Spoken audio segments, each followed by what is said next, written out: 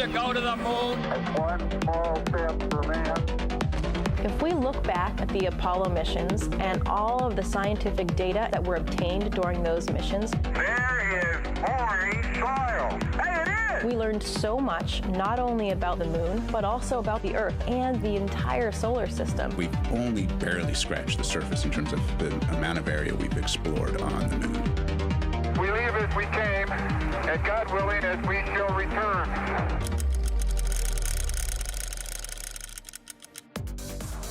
America has always been a frontier nation. Now we must embrace the next frontier. I am asking Congress to fully fund the Artemis program to ensure that the next man and the first woman on the moon will be American astronauts, using this as a launching pad to ensure that America is the first nation to plant its flag on Mars. Artemis represents the future in space. It is our next big step, and it is time to take it. By unlocking the mysteries of the universe, we unlock truths within ourselves.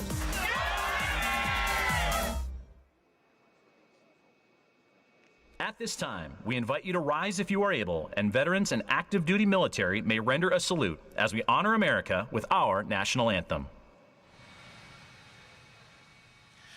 Oh, say, can you see by the dawn's early light what so proudly we hailed at the twilight's last gleaming, whose broad stripes and bright stars through the perilous fight o'er the ramparts we watched were so gallantly streaming, and the rocket's red glare, the bombs bursting in air, gave proof through the night that our flag was still there.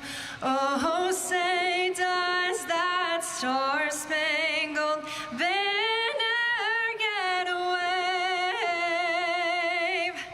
o'er the land of the free and the home of the brave?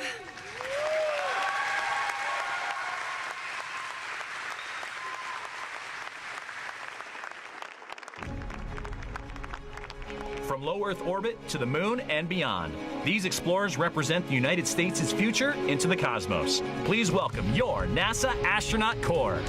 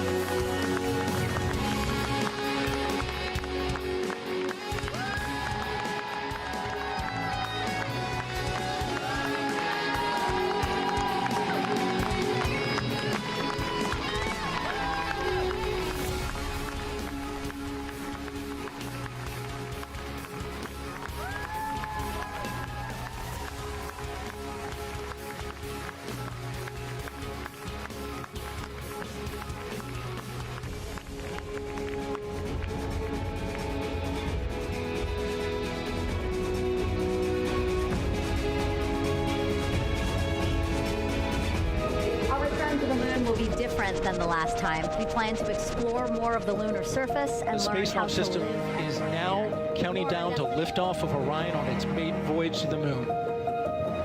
And here we go. Hydrogen burn-off igniters initiate. 7, 6, 5, 4, 4-stage engine start. 3, 2, 1. Boosters in ignition. And liftoff of Artemis I. We rise together back to the moon and beyond. We are all part of something incredibly special, the first launch of Artemis.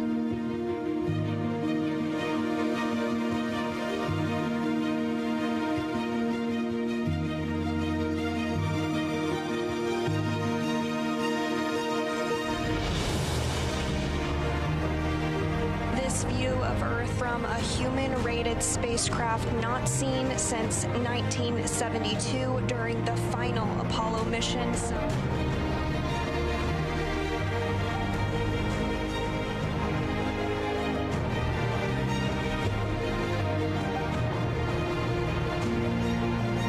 Distant retrograde orbit. We're going to be about 38,000 miles away from the lunar surface. We're going beyond anywhere we ever went for Apollo.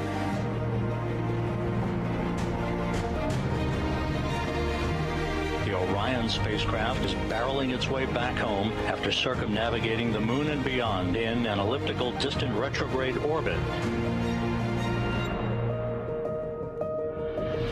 Splashdown.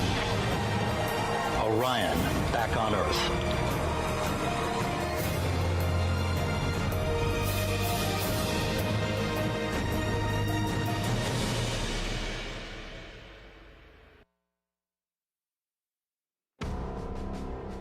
Our next guest is one of only 12 humans to have ever walked on the surface of the moon. Please welcome Apollo 17 astronaut, lunar module pilot, and former United States Senator, Dr. Harrison Schmitt.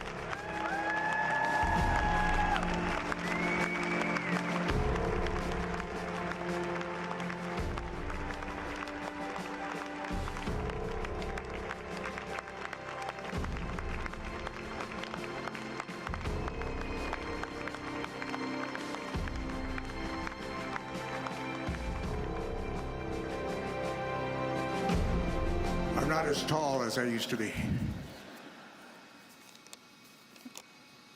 Ladies and gentlemen, it's a great honor and privilege for me and my wife Teresa to be with you for this extraordinary event. The honor of the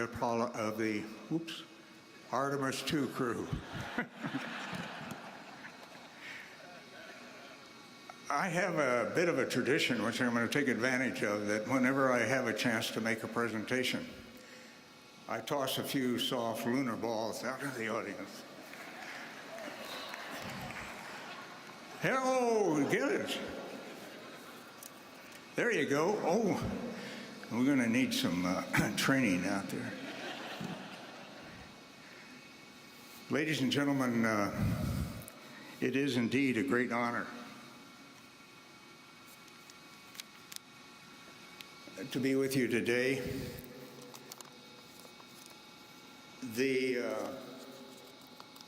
Artemis II crew has just done an outstanding job of beginning the process that we went through almost 60 years ago now in order to land on the moon and go further than that.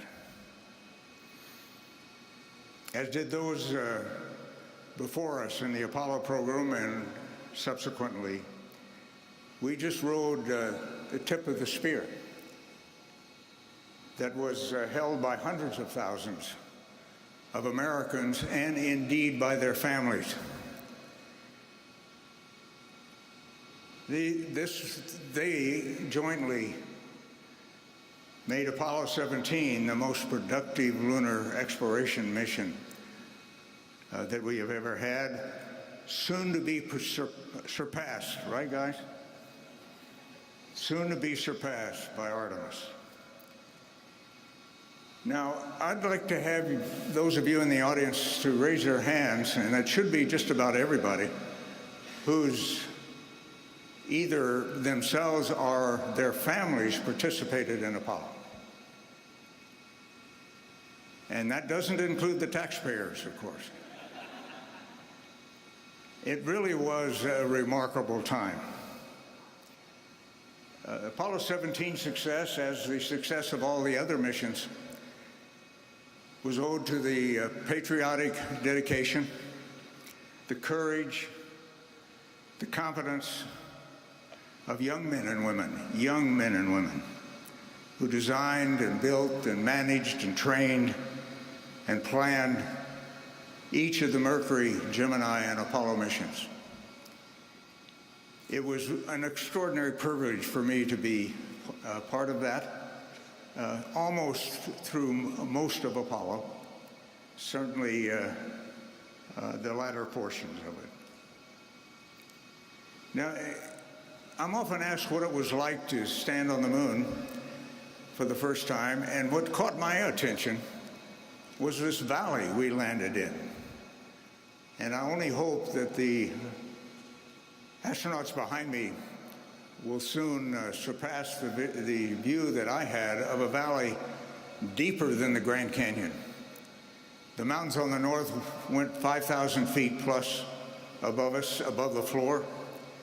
The mountain on the south, the so-called South Massif, was 7,000 feet plus above the valley floor.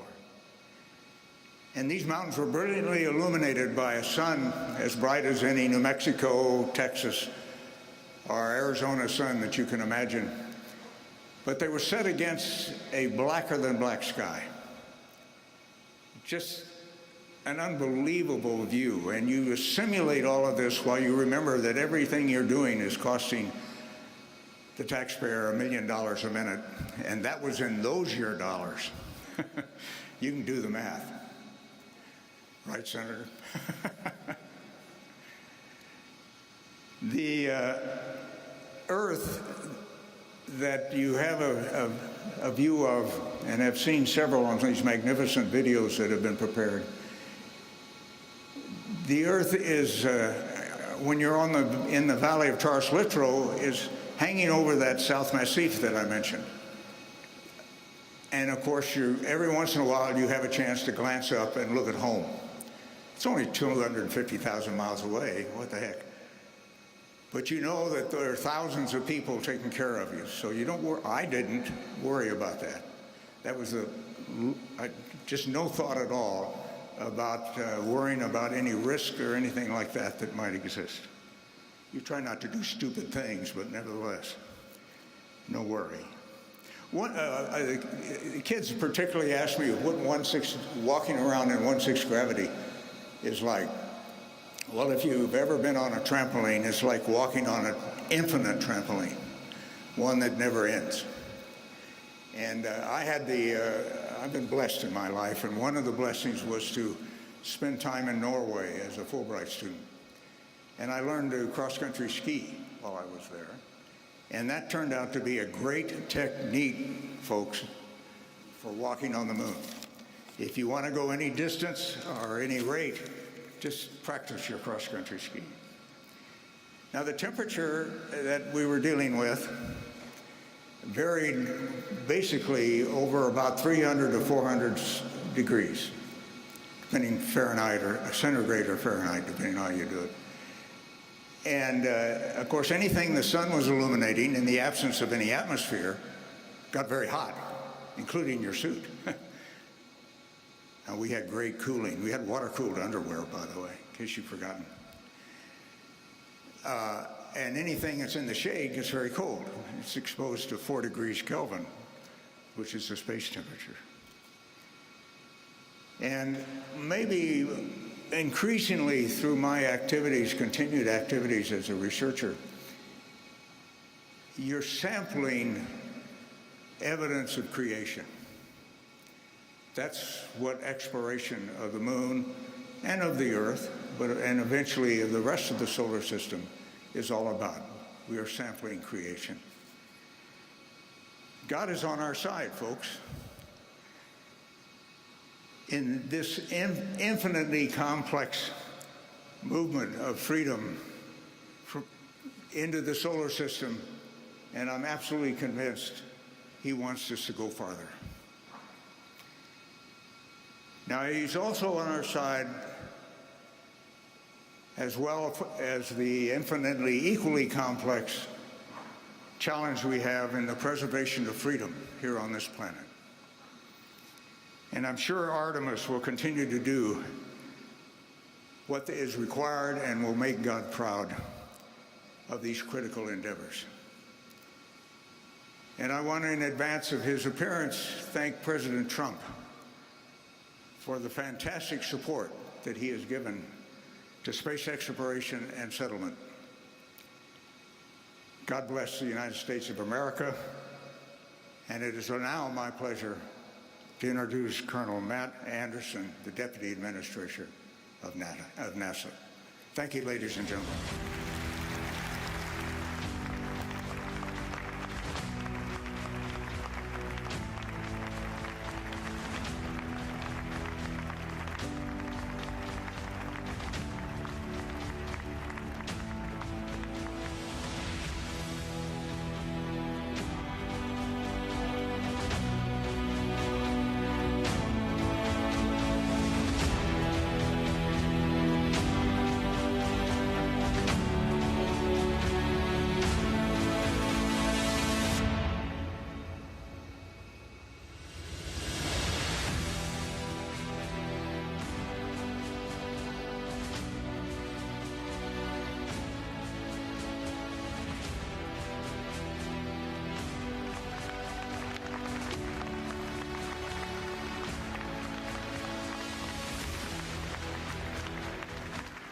Wow, this is incredible. How about that guy, huh? What a legend. We have a bunch of friends of NASA here this morning and a bunch of patriots as well. Thank you all for coming. Director Kratsios, Director Vogt, Director Hassett, Special Assistant Donahoe, Assistant Secretary Coleman, Deputy Secretary Danley, Chairman Cruz, Chairman Babin, Representative Elzy, Lieutenant Governor Patrick, Dr. Bonin, Representative Paul, Ambassador Fertitta, and Dr. Pyebuff. Our astronauts, distinguished guests, welcome to Johnson Space Center. What a morning. As the chairman said, it's a good day to be in the great state of Texas. Yeah, let's do it.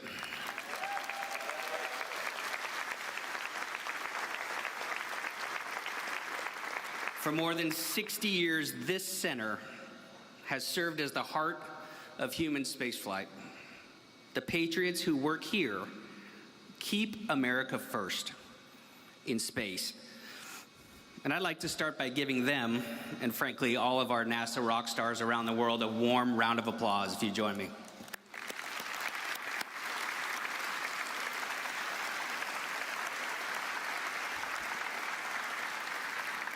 Just up the road here at Mission Control, Capcom Charlie Duke was the first to hear Neil Armstrong tell the world that he had taken one small step for man, one giant leap for mankind. And in that same room, we heard Apollo 17 Commander Gene Cernan, the last man on the moon, for now, challenge future generations to forge our destiny of tomorrow with peace and hope for all mankind. But long before the brave American moonwalkers of Apollo changed the world, they took their first steps here in the Space Vehicle Mock-Up Facility.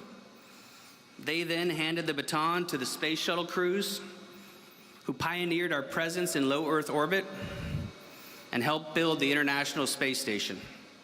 Earlier this year, the Artemis II crew added their names to that history. They carried humanity around the world, around the moon for the first time in more than 50 years, demonstrated that America is ready to return and pave the way for those who will follow. In this mock-up of the Orion spacecraft, Reid, Victor, Christina, and Jeremy spent countless hours learning how to live and work inside a spacecraft roughly the size of 2 minivans. Because when you are that far from home, you don't get the luxury to call time out. You rely on your preparation, your crew, and your training. That is what human spaceflight demands. Years of training, sacrifice, trust in your crew, trust in the spacecraft, trust in the team behind you. And ultimately, the courage to strap into a rocket, leave this planet behind, and carry out the mission. It's the same courage and dedication we're calling on every astronaut to bring to the missions ahead, because we need it now more than ever. The second space race has begun, and right now America is on a shot clock. Our national security, the prestige of our nation, and the dreams of millions of Americans are riding on our ability to get the job done. This is an extraordinary responsibility, but it's also an opportunity. The next generation is watching. They're going to remember the men and women who return America to the moon, build an enduring presence, and open the door to Mars. But none of this would be possible without strong leadership from the top. President Trump ignited the golden age of exploration and discovery. He gave us the vision. His Working Families Tax Cut Act gave us the resources, and the Artemis II crew took the first steps. For their courage and service, today the President will present this crew with the Congressional Space Medal of Honor. But before I bring them out, we'd like to give you a recap of what it took to earn this honor. This mission is an opportunity for our generation. It's about human history. It's the story of humanity. Artemis II is the opening act. We're going to send them farther into space than any humans have gone before. The question isn't go or not go. It's are you going to lead or are you going to follow? We are going for our families. We are going for our teammates. We are going for all humanity. The Artemis II crew is go for launch. Full send. Let's go. 3, 2, 1. Booster ignition. And liftoff. The crew of Artemis II now bound for the moon. Humanity's next great voyage begins. Our greatest chapters are yet to be written. Go Artemis II! This is a test flight, and so every single system aboard Orion is getting tested by humans for the first time.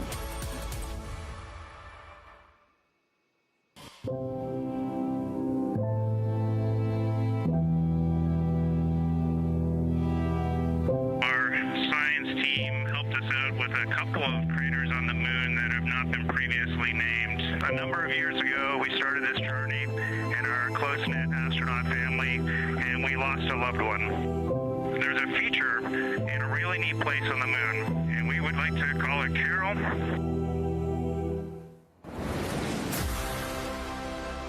We do not leave Earth.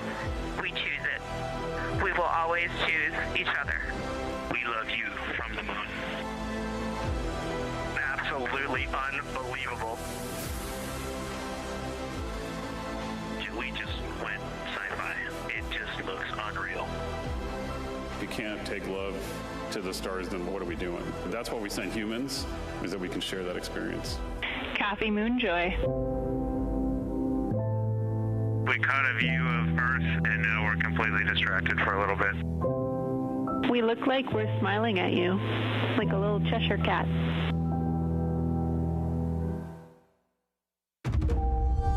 We all just had that weird vibe of backing up and we were getting sad. Oh, we feel it too, but we'll be happy to have you back.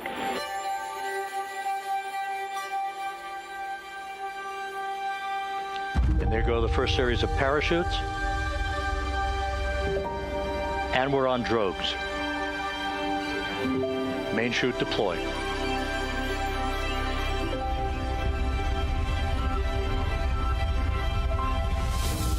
Splashdown confirmed at 7:07 p.m. Central Time.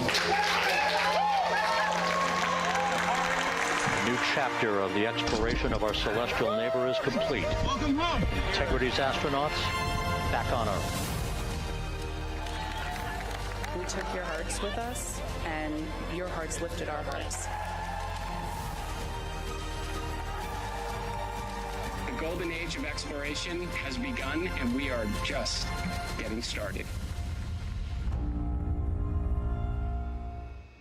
America, ladies and gentlemen, it is my privilege to bring to the stage Mission Commander Reid Wiseman, Pilot Victor Glover, Mission Specialist Christina Koch, and Mission Specialist Jeremy Hansen. Give it up for your crew of Artemis II.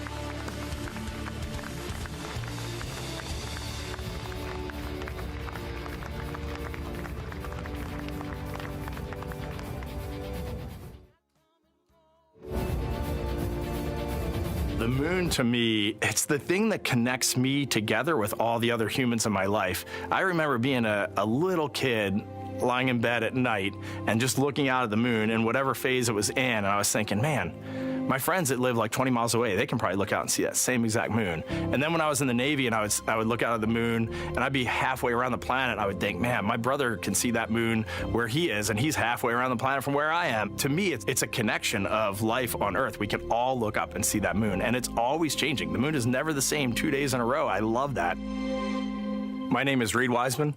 I'm the commander of NASA's Artemis II mission around the moon. I grew up in a little town just north of Baltimore, Maryland, about 20 miles north of the city. There was a National Guard base nearby my house, and there were A-10 aircraft that would fly over every now and then. I just would look up at them and be like, man, I want to be up there. I want to go do that.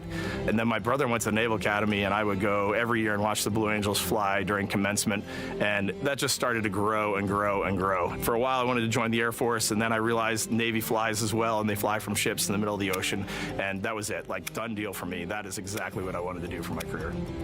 Flying is freedom to me, especially when you're in a jet aircraft coming off of an aircraft carrier in the middle of the Pacific Ocean.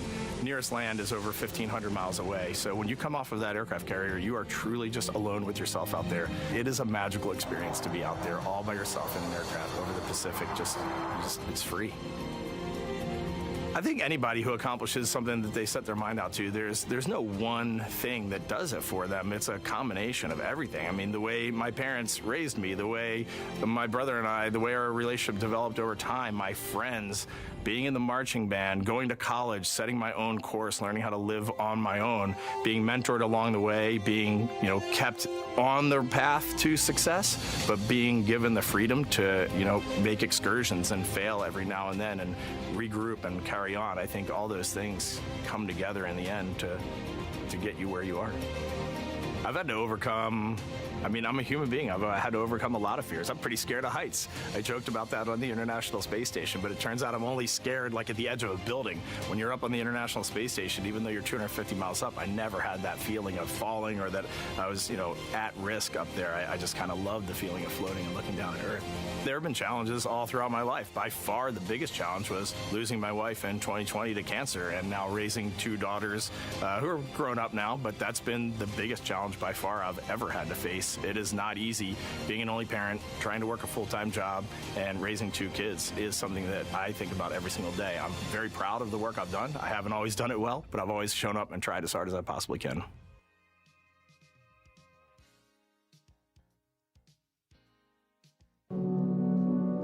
I do wonder what it's going to be like when we are really far from Earth and can see it. The sensation of being so far away from everything that you know. I had that sensation on the space station the first time I got to sit in the cupola for a really long time. So I can only imagine what that's going to be like from 200,000 plus miles away. My name is Victor Glover, and I'm the pilot for NASA's Artemis II mission around the moon. When I was in 4th grade, I was 10 years old, and that's when the Challenger accident happened. And it helped me understand how the general public felt about the astronaut corps, right? Like, these are the people that we want to be. And that just gave me an easy thing to strive toward. The biggest fear that I've had to overcome in my life is doubting myself. Going to college when no one in my family had gone to college was a huge risk. I had more confidence in my athletic ability than in my academic abilities. I could play football with those college students that I saw on TV. But my classmates that I saw in the lab and around the University Union, I didn't know if I had what they had. I think addressing that self-doubt was a part of, swinging for the fence and trying to go get an engineering degree, not just go to college, but get an engineering degree and then go do something challenging and technical like flying. Apollo is known for sending humans to the moon. Artemis has an opportunity to continue the Apollo story, but I actually think it's important for this story to stand on its own. Artemis is a new program, and we're trying to do new things. And it's great to compare and contrast. When you look at our spaceship, you can see parts that were designed, built, and integrated in another country. When you look at our crew, you see that our crew is international. There are also men and women. And I just think that comparing and contrasting makes the story even richer. The piloting role specifically, I will have an hour and a half or so where I get to fly the spacecraft by hand. We haven't flown that many spaceships. And so the ability to fly one actually in space on a test mission is just a really unique opportunity. I can't tell you how I'm going to feel when we fly by the moon and see the moon up close and the Earth from 250,000 miles away, but I don't use the word excited because I'm focused. What we do, this is very serious and it's very risky, and we are all intimately familiar with that risk. And so if we go out there and we're successful and we can pass that baton on to Artemis II, that's something to really be excited about.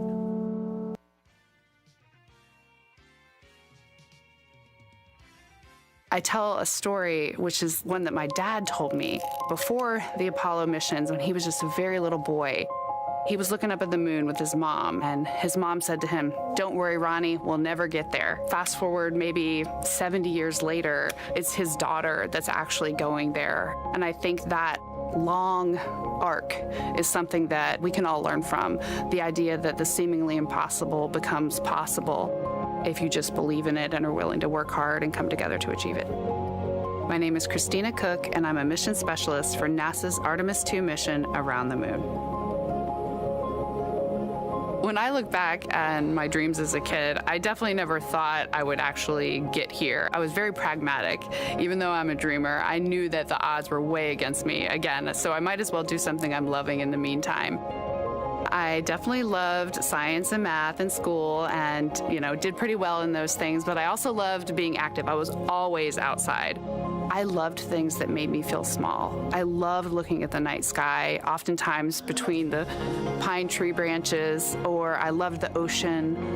North Carolina also has mountains, and when we go there, I just love the vastness of all of those things. I loved how they made me feel and what they made me think about, and the vastness of the universe and how much out there was to learn. I'm drawn to exploring. I'm drawn to challenges that involve both mental and physical, and I'd much rather be solving problems wearing a whole lot of equipment and in a harsh environment, and that's just something I've carried with me ever since I was a kid. Thinking about the fears or challenges that I've had to overcome, there are just so many. Basically, it's just been, that has been the journey. I always say to people, do what scares you, and that means I have to follow my own advice. So doing what scares me meant getting on a plane and going to the Antarctic, getting on a plane and going to study abroad in Ghana, applying to become an astronaut, opening the EVA hatch in the airlock and going out of it into the darkness, strapping myself onto a rocket. And so for me, I think that no matter what the challenge, recognizing that if people believe in you and you believe they believe in you, the challenges seem always a little bit easier. To me, the moon, it represents history. It is a witness plate. Everything that's ever happened to the moon is still written on the moon. Every single person has looked at the moon their entire lives.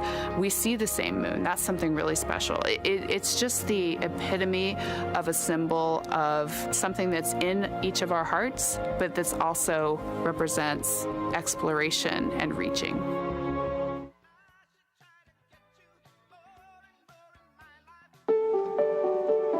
I have this very distinct memory of seeing an image of an astronaut standing on the moon. It's burnt in my brain because I went back to it so many times in my childhood, and I would look at that image, and I know it had a huge impact on me that humans had walked on the moon. My name is Colonel Jeremy Hansen. I'm an astronaut with the Canadian Space Agency, and I'm a mission specialist on NASA's Artemis II mission around the moon. My elementary school years, I grew up on a farm outside of London, Ontario. I spent as much time as I could with my dad on the farm. I learned the value of hard work, for example. If I wanted to go to work with Dad, it was going to be a long day, and I was going to have to not complain, or I wasn't going to get to go the next day. I had a treehouse, I had a vivid imagination, and I changed my treehouse into a spaceship. I made all these dials and controls. I had circuit breakers for switches that I found in the barn, and I was exploring space in my imagination. The most important thing I did to get to where I wanted to go in life, which was flying fighter jets and eventually becoming an astronaut, is I shared those desires with other people. And it turns out, just like you don't go to the moon on your own, if you could, I would have done it a long time ago in my treehouse as a kid. You have to go as a team. I think the biggest impediment to achieving my goals was, of course, myself. And I think that's a common human experience. There are many times where just little things would get in my way, and my immediate interpretation of that was, well, now that goal is out the window.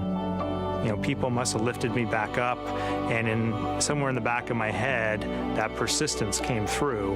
And I think that's a common human experience, to doubt ourselves.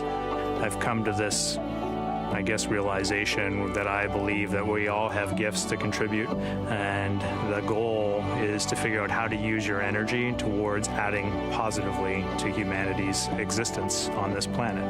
But I love it when humanity sets big goals, like sending humans to the surface of the moon with an eye to eventually going to Mars, because when we do that, we can bring together genius from not just even in one country, but around the world. I've also learned from my indigenous mentors that they refer to the moon as Grandmother Moon. So you've probably heard of Mother Earth. They use Grandmother Moon because Grandmother Moon is responsible for the water in their community, just like the moon moves the water around the planet, affects the tides. And I think that's a really beautiful thing for us as we go back to the moon, to think about all the different cultures around the world and how they view the moon differently.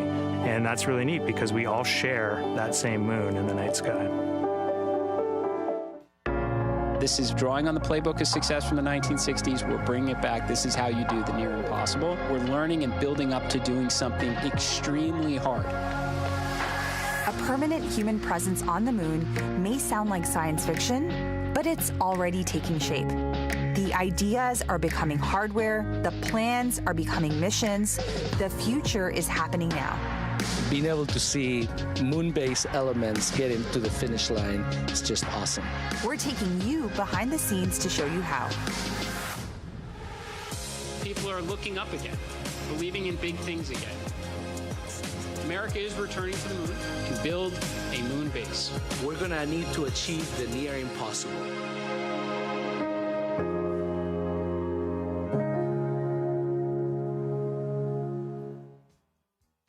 NASA is building a moon base, a place where astronauts will live, work, and conduct science on and around the moon.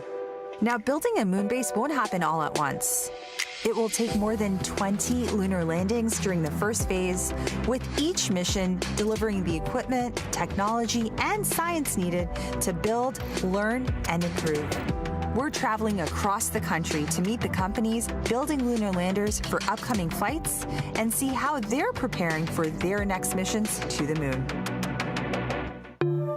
Just north of Austin, Texas, Firefly Aerospace is preparing for its second mission to the moon. NASA's Carlos Garcia Galan is taking us inside its headquarters, where engineers are preparing the lunar lander for its upcoming mission. Love to see the hardware ready for moon-based mission, Blue Ghost 2.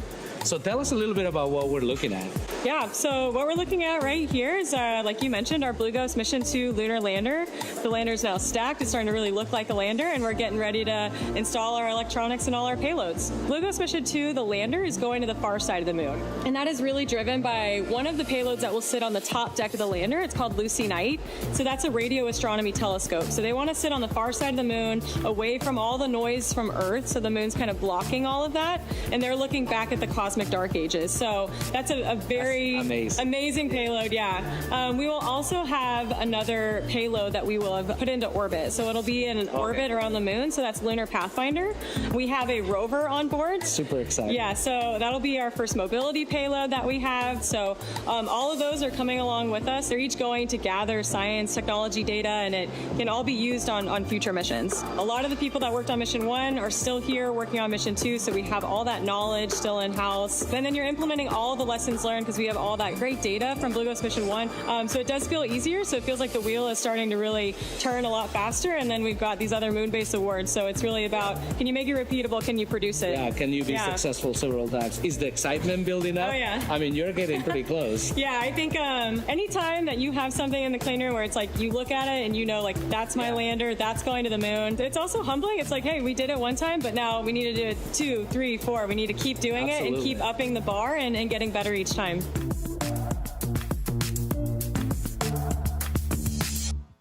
Over on the West Coast, NASA's Ryan Steffen is at NASA's Jet Propulsion Laboratory in California, where Voyager Lunar Systems Griffin 1 lander has arrived for environmental testing. This larger lander is an infrastructure class lander. It's not just meant for scientific payloads and instrumentation, but also it's made to basically take equipment in infrastructure level capability and deliver that to the lunar surface. It's also landing in the South Pole, where the terrain is a little bit harsher. It's a little bit more dangerous to land. It requires precision navigation, guidance, and control to land in safe locations. This lander will be taking a total of 10 payloads, the largest of which, the Astrolab Flip rover, is the largest commercial payload to ever be delivered to the lunar South Pole. So we're thousands of miles away from where you guys assembled the spacecraft. Why did you decide to bring this out to Southern California? Jet Propulsion Laboratory has some of the best, most capable environmental testing facilities in the world, and for a lunar lander this size, really what we want to do is test the spacecraft, put it through its paces. Right now, Griffin is fixtured on top of the mass properties fixture, which is the black thing you see in front of it. Basically, we are testing to measure the mass of the vehicle, the total mass, the center of gravity, the moment of inertia, so that we know the exact configuration of the flight vehicle. When we get back, we will finish reviewing a lot of the test data that we've done here, correlating to our models and our pre-test predictions, modifying those based on the feedback that we've got during this testing, and potentially addressing any findings on the ground here while we have the chance before we launch later this year. It'll be exciting. On the East Coast, NASA's Courtney Beglin is at Blue Origin's testing facility in Cape Canaveral, Florida, to see the latest on the Blue Moon Mark 1 lander. Mark 1 serial number 1 is designed to prove out the core technologies for Blue Origin that we will eventually apply to the human landing missions of Artemis. So it's our liquid oxygen, liquid hydrogen systems, it's our precision landing capabilities, it's also our ability to offload large amounts of cargo. I see a lot of people working on this lander. Can you tell us what is left for this lander in order to make it fly? We just completed our thermal vacuum testing at Johnson Space Center in January and February of this year. We then brought the vehicle back. We did a number of tests. We first tested our RF compatibility with the TDRS satellite system, as well as a deep space network. We also have tested how our vehicle reacts during stage separation from the New Glenn vehicle. We've tested the acoustic environment, and soon we'll be testing our cryogenic propellant system. We've just completed our fit checks of our BE-7 main engine, the actual engine that will fly to the moon. That went perfectly, and so we're now closing up these tests, and we'll be ready for New Glenn. As you know, we had the mishap at the pad with New Glenn. The team there is making phenomenal progress. We are working to have serial number 1 ready and stored in a quiescent state for when New Glenn is ready. We expect that launch to occur in Q1 of 2027, and once that's complete, we'll now continue on to serial numbers 2, 3, and 4. We're also carrying NASA payloads, the SCALPS payload, which will allow us to visualize what the exhaust from our BE-7 engine is doing to the surface of the moon, so that will feed forward to heavier landers in the future. We also carry a retroreflector from NASA on this mission. NASA's been a phenomenal partner to us. They've been working hand in hand with us, and that's what's going to allow these 4 serial numbers to come off the assembly line as quickly as they are. In Houston, NASA's Adam Schlesinger is at Intuitive Machines headquarters getting an up-close look at how the Nova C lander is being prepared for its 3rd mission to the moon. So this spacecraft is our Nova C. This is our IM-3 vehicle. As you can see up on the top is the methane tank. The oxygen tank is below. The engine actually sits right here underneath. This is the engine deck. You can see that we've just put the top deck onto this spacecraft. So we're excited. Within the next month, we're going to be putting the engine in, and we'll be taking it outside for a hot fire test to confirm that the engine is ready to go for launch. Great. And after that test, what's the path look like to get to launch? We bring it back inside here. The payloads sit on panels that go on the outside of this spacecraft. So we bring those panels in, we do integrated testing, and then we do some vibration testing. We send it down to the Cape, and we get ready for launch. This vehicle will have 5 NASA payloads looking at the magnetic anomaly that's at Reiner Gamma on the near side of the moon.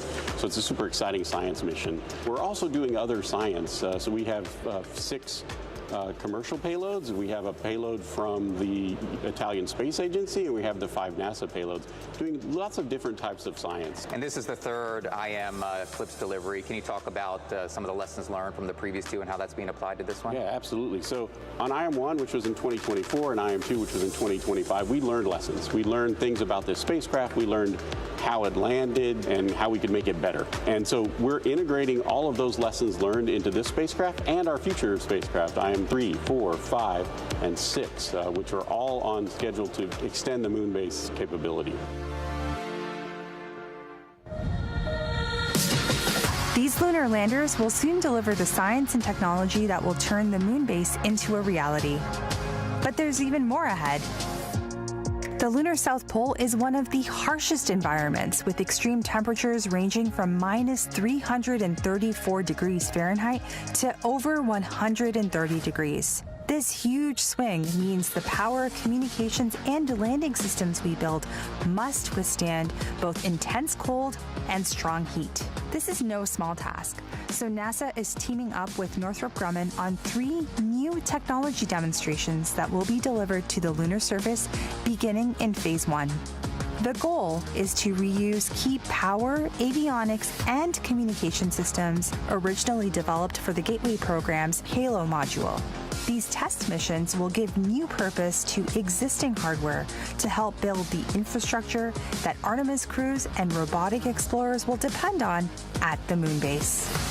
This is only the beginning. Continue to follow along as we bring you up close and share details about what's on the horizon as we build humanity's moon base together.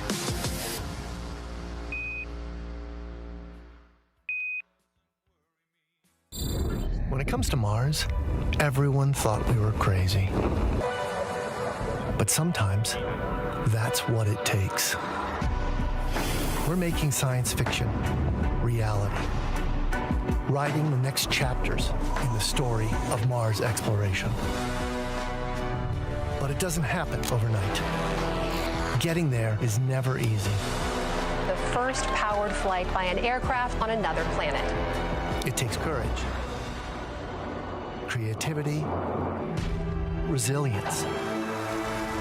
It takes a legacy of daring, mighty things, of failing. Come on. Listen, hear me out. And picking ourselves back up. We've been here before. Decades of success. Building the future isn't for everyone. But for us, it's written in our DNA. We are the architects of the impossible. And on Mars, we've only just begun.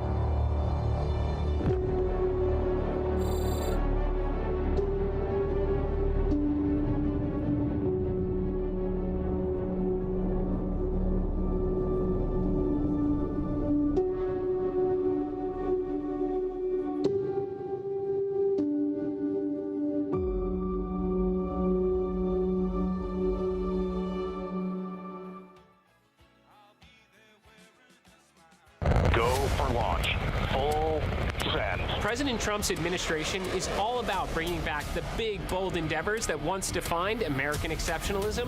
One small step for man. And NASA is very much on board. On November 7th, NASA's Kennedy Space Center in Cape Canaveral, Florida, will kick off Max Power, a two-day event showcasing the best of American innovation in air and space, right here on American soil at the historic shuttle landing facility. Max Power will feature space hardware, NASA and DOW aircraft, interactive mission simulators, moon rovers. You're going to have Apollo astronauts there, Artemis astronauts will be there, behind-the-scenes experiences, one hell of an air show, and maybe even a rocket launch or two. As we honor America's 250th birthday, Max Power will help set the stage for the next 250 years of American engineering greatness. Together with our collaborators, this will be an event remembered for generations. You can head to nasa.gov/maxpower to learn more, and I'll see you on the flight line.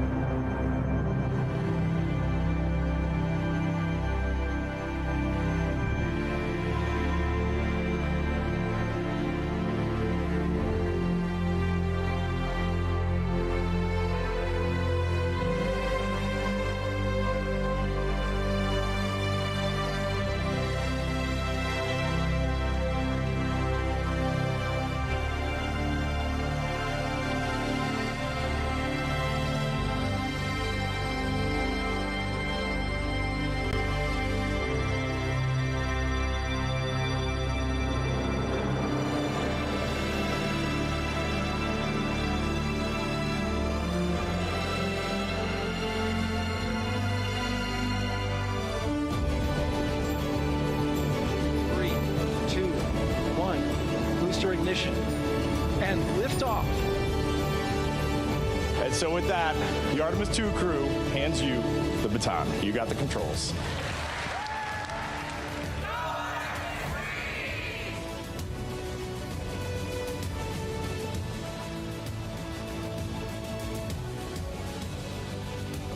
There's only one primary goal of Artemis II, is to prepare this spacecraft for Artemis III. And then we're going to go hand off that baton to Artemis III and then cheer them on full-throated. I hope that people recognize that Artemis II was the stepping stone for something so much greater.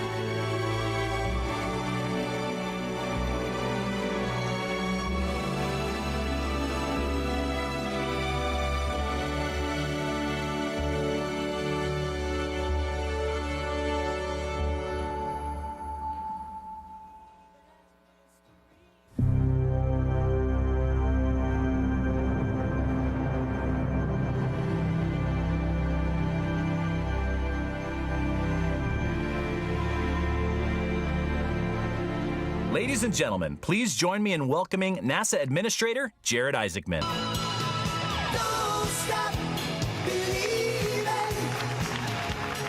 Hold on to that feeling. Street light,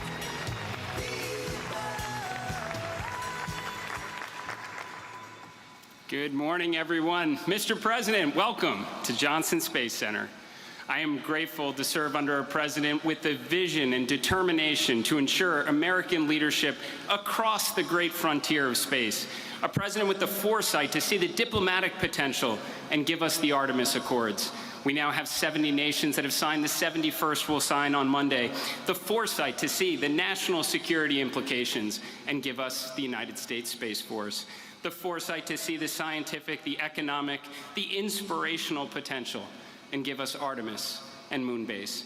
President Trump knows great nations do great things, and he has given NASA the mandate and the resources to undertake the big, bold endeavors and achieve them.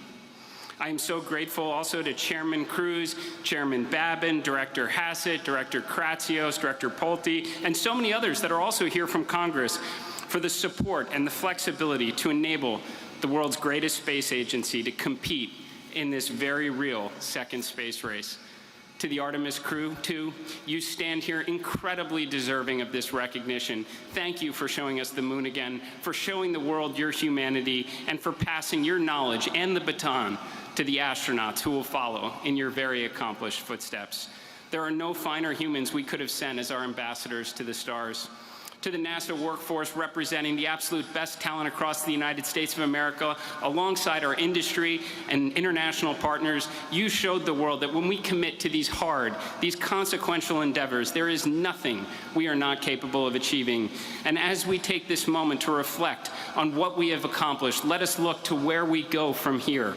Next year, we will launch Artemis III, and what we learn from that mission will enable the grand return in 2028 when Artemis IV brings American astronauts back to the surface of the moon. In parallel, we will launch our robotic landers, our rovers, and begin establishing that enduring presence on the lunar surface, the moon base, because this time we are going back to stay. We are not slowing down, Mr. President. This is an energized NASA, determined to do extraordinary things in and out of the atmosphere. We are rebuilding the X-plane fleet, launching more missions of science and discovery in the years ahead. And, sir, in late 2028, SR-1 Freedom will launch, and America will finally get underway on nuclear power in space. And at that moment, we will be one step closer to that next giant leap you called for during your inauguration speech when American astronauts plant the stars and stripes on Mars. Along the way, we will pursue the secrets of the universe, unlock the economic potential of space, ensure our national security in the ultimate high ground, and inspire the next generation to carry the fire of exploration even further. Ladies and gentlemen, we are here with your Artemis II heroes. This is your National Aeronautics and Space Administration. This is your president, the President of the United States of America, Donald J. Trump.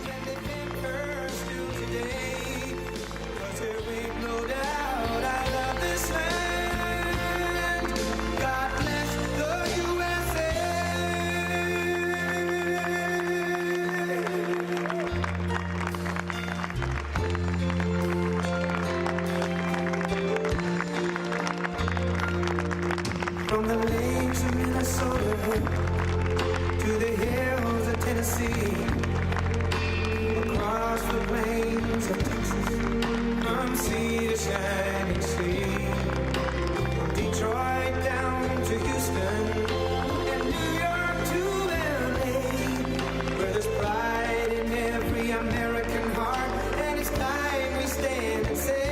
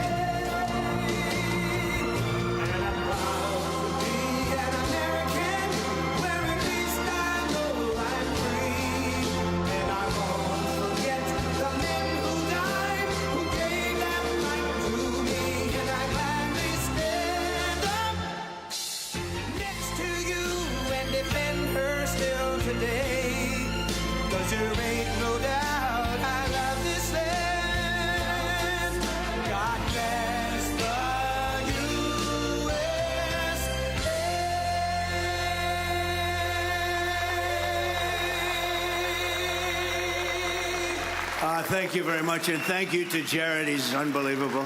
That man is unbelievable. I want to thank you to the to the men and women of one of the most legendary landmarks anywhere in the world, the Johnson Space Center. Very special place. It's an honor to be here. And it's a place that is a monument to grit and determination and pure American excellence, and produced some of the greatest achievements in human history. And I have no doubt that under this great administrator and all of you people, you're going to have no question it's going to go further than it ever has. I really believe that. Or I made a big mistake in getting it going again because I had to get it going. It was a little bit not going too well. You know that better than I do. We gather here on these storied grounds, though, to celebrate the immense courage and service of 4 intrepid space heroes whose sense of daring and adventure led them further from Earth than anyone has ever traveled before. Incredible. That was an incredible evening. For us, it was evening. A lot of different times all over the world. But for me, it was evening, and everybody stopped. I was at a very important meeting with the biggest people in the country, maybe some of the biggest people in the world, and somebody said, "I'd like to watch Artemis." I said, "You would, really? Right in the middle of our meeting, you want to watch?" And we actually had a television pulled up, and everybody was spellbound. Somehow, maybe it's Jared, but somehow that just caught the imagination, and we watched every minute of it. In fact, the meeting was a disaster, because after that was over, they were so excited, nobody did anything. So it was a total waste of time, but what can I tell you? But it really brought spirit. There is a spirit that we didn't see in this space so much, and now you've really brought it back. And today we're proudly awarding the Congressional Space Medal of Honor to the remarkable crew of Artemis II. Please join me in congratulating Commander Reid Wiseman, Pilot Victor Glover, Mission Specialist Christina Koch, and Mission Specialist Jeremy Hansen. Great people. Thank you. Congratulations.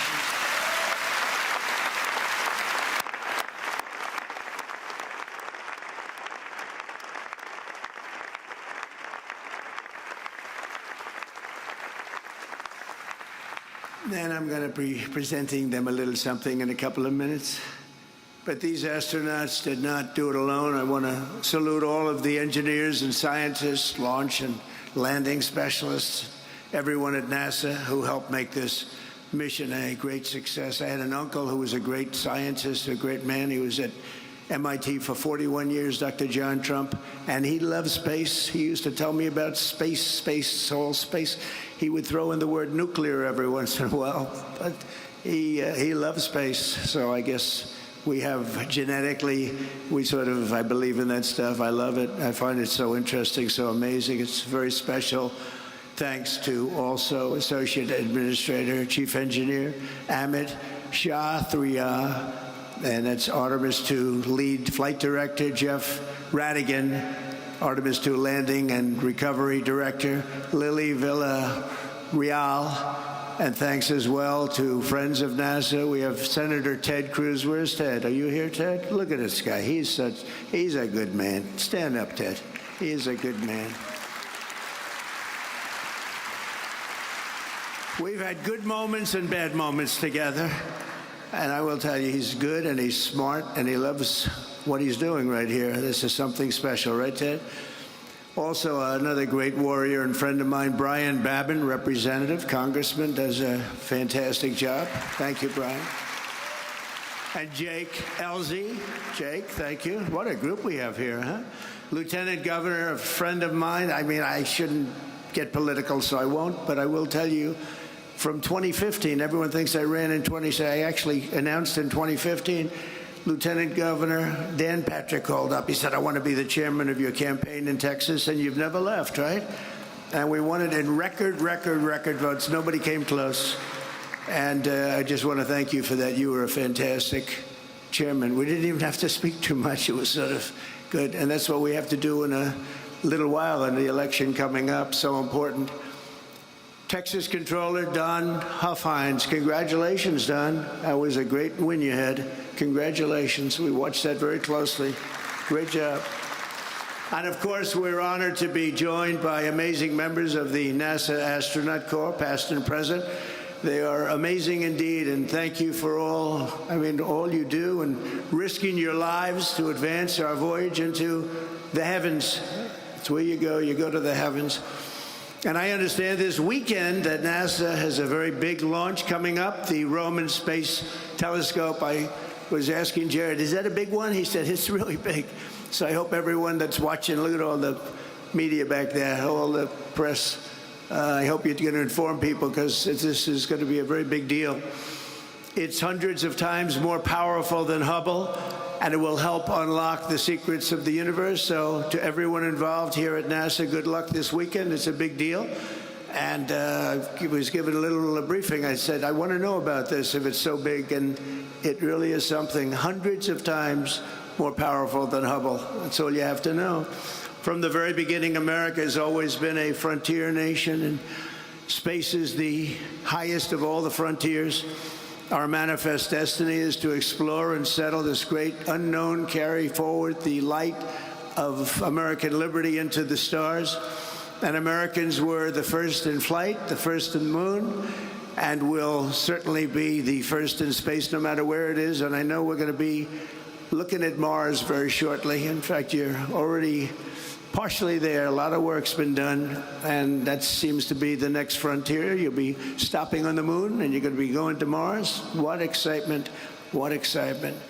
Yet when I took office in 2017, America's endeavors in space had come to a complete halt. It was held back by decades of gross mismanagement in Washington.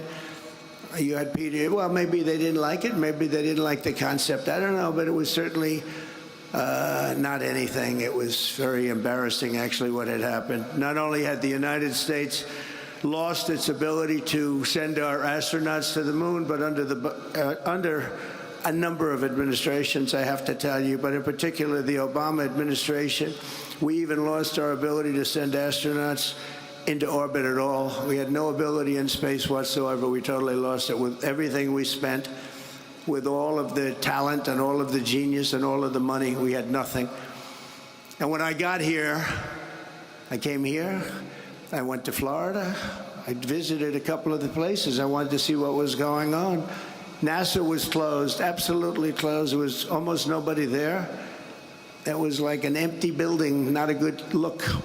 And I went down, I looked at Kennedy Space Center in Florida in particular. I saw something that you rarely see. They had grass growing out of the cracks in the runway. You had a runway that was all broken up. It was all bad.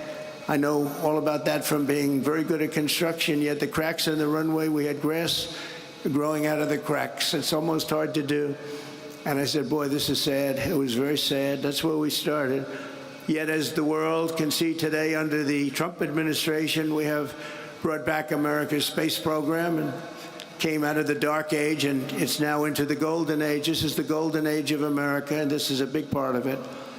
So to every astronaut here today, I want to make this promise to you. Our nation will conquer, and we will conquer indeed, this vast frontier that we have before us, and we'll reach American courage, and we'll use American genius and daring and all of the things that we have that nobody else can ever compete with. We will explore it, we will tame it, and we will win it. We will always win. In 2016, the United States of America and our government, private sector, launched just 22 rockets into orbit combined. So we did 22. And last year we conducted nearly 200 orbital launches, and that number will continue to grow very, very rapidly, as you probably know. You know every one of them that's getting ready. There are a lot of them. By embracing competition in the private sector, we freed up NASA to focus on what it does best, leading the cutting edge of exploration and human space flight. In my first term, I signed the orders creating the Artemis program and officially directed NASA to return American astronauts to the moon and then push onward to Mars, and that's exactly what we're doing. And we had a little interlude of 4 years, but somehow it was limping along. It was okay. It was limping along, and now I'm back. And we're doing more than limping. We don't limp 8 years later, these dreams are really coming through at a level that nobody ever imagined. Nobody imagined what is happening now. And even more importantly, what space has done for our military in terms of offensive and defensive capability is incredible. Don't forget, I was the one that gave you Space Force, and we had no Space Force. And when people heard about it, they thought we were kidding. They thought it was like comic book stuff. It wasn't at all. It's turning out to be one of our most important branches. It'll be and only getting more important with time. And we were number 3 in space at the time I did that, and now we're leading by a tremendous amount. We made some very good original initial hires. We put some people in charge that were really outstanding, and they did it right from the beginning. On July 4th of this year, I presented a veteran of the last mission to the moon, Apollo 17 astronaut Jack Schmitt, with a very special American flag that flew over the United States Capitol on our nation's 250th birthday. Very, very special flag. And it's here today right next to me, and Jack is here also. Where's Jack? Where's Jack? Number 1, where's Jack? And number 2, where's the flag? Anybody letting me know? Jack, you look good. I know the flag looks good. Where's the flag? Oh, it's over there. It's hidden behind a lot of rockets. Thank you, Jack. Very good. I was wondering, I'm saying, am I supposed to be introducing a flag that I can't see? It's invisible. Great job, by the way. Great guy. Still a good-looking guy. You were always a good-looking guy. Now, I think you're better with the white hair, if you want to know the truth. You look better than you did 20 years ago. Before the end of my term, American astronauts will return to the lunar surface, and we're looking forward to that. We'll do it, and we're then going to the next step. And when we do, they'll plant this very important flag to mark the site of the first permanent American settlement on the moon. They're going to have a settlement. They're building a settlement up in the moon. And we're not going to stop there, because under Administrator Isaacman, and I have to tell you, with Jared, everybody wanted him. You know that, Ted? Everybody. I got calls from you, but I got calls from Democrats. Can you believe it? I won't say anything bad about them. I'm not going to change their term or their name, but Democrats, DEM, and they called and they said he's fantastic, which set him back a lot, because when I got so many calls from Democrats, they said, is that good or bad? But I got a lot of calls from Republicans and Democrats, something that doesn't happen very often. And the people just said he's just the best. There was no competition. There was actually no competition, and I made it, and these turned out to be better than we even thought possible, right? Even better. So we're lucky to have Jared. But NASA has already begun to work on the first ever nuclear-powered interplanetary spacecraft, which will launch in 2028 on a mission to Mars. It's coming so incredible. They have to go nuclear because they have essentially unlimited fuel. You don't have to fill up the tanks every so many miles, right? It's incredible. This ship will be among the first of what will ultimately be a massive American star fleet, making space travel almost as common as ocean travel today, and bringing our military to a new level of excellence. Again, so much of this has to do with our military. I don't know if I'd be as enthused about it, but what it's done to our offensive and defensive capability is incredible. So we're doing this, but we're also, when you think of space or when you think of what we're doing here, the military is a very big factor. We're at levels that nobody ever thought would ever happen. And you see how well we fight. We fight very well. We're getting so much of our information from Space Force, as an example. Makes us a much better military. You look at Venezuela, what happened there. One day, actually to be exact, it was 48 minutes. And so much of that information came from space. And all the attacks are, you look at our blockade, which is incredible. It's so successful. Being helped by space, Ted, being helped by space. So who would think?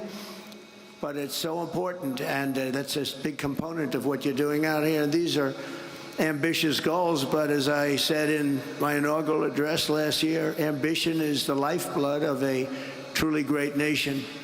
If you don't have ambition, you're not going to have a great nation. When Americans are determined, nothing can hold us back. In the end, American dominance in this domain is not a choice. It's an economic and national security necessity. A nation cannot be first on Earth if we're going to be second in space. Just not going to happen. Somehow it just doesn't work that way. It makes sense. I was going to say, does it make sense? Yeah, I guess it does when you think about it, right, Brian? For this reason, in my first term, I created the 6th branch, United States Armed Forces, Space Force. And today I have another historic announcement to make. This is something that's so exciting for me, given the rapid growth of the Space Force and the commercial space industry and the expansion of our ambitions to the moon and far beyond the moon. Far beyond the moon will someday be thought of a close location, like in the old days, the subway, the first stop. The moon will be a close location. But it's clear that we will need to educate and train an entire generation of skilled service members, engineers, and civil operators and everything else to do what we have to do and what we're right now doing the best and will continue, and I think by leaps and bounds. And that's why in a few moments I will sign an executive order to begin the process of creating a new national academy. It's called the U.S. Space Academy. That's a big deal. So you think of West Point, and you think of Annapolis, and you think of the Air Force Academy, and you think of the Coast Guard Academy. Is great. They're all great. But we're going to have now a Space Force. We're going to have an academy for what the people in this room love the most. That's exciting. That's really exciting. And I'm going to be choosing a location very shortly. I know where some people want it that are in this audience. Some people come down at this one guy over there. He's lobbying me. Say, leave me alone. Just leave me alone. I'm not sure he's going to get it. I don't know if he's going to get it. But everybody wants it because it's the hot thing. Space is the hot thing. I tell you, Ted Cruz and Brian, you guys are there working too, I have to tell you. Just leave me alone, Ted, please. Leave me alone. But it'll serve both the United States Space Force as well as NASA and the civilian spaceflight industry. And it'll attract, train, and graduate the very best of our nation.